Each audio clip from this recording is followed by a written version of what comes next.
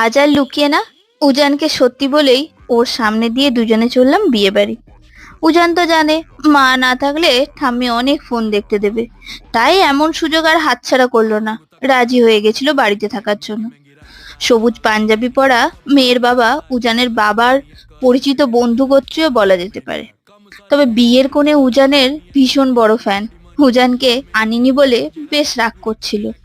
Starter mocktail একটু খেয়ে এদিক ওদিক ঘোরার পর রাতের খাবারে চলে গেলাম, কারণ তাড়াতাড়ি বাড়ি ফিরতে হবে।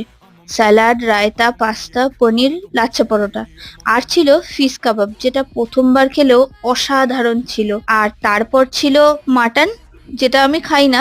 তার সাথে ছিল কাশ্মীরি পোলাও, আর চিংড়ির মালাইকারির সাথে সাদা ভাত, আর পাঁপড়ে ডুবিয়ে চাটনি। মিষ্টি থাকলেও তবে সেটা খাওয়ার ইচ্ছে ছিল না। আর উজানের জন্য ফিশ কাবাব আর স্টার্টার পার্সেল করে দিয়েছিল।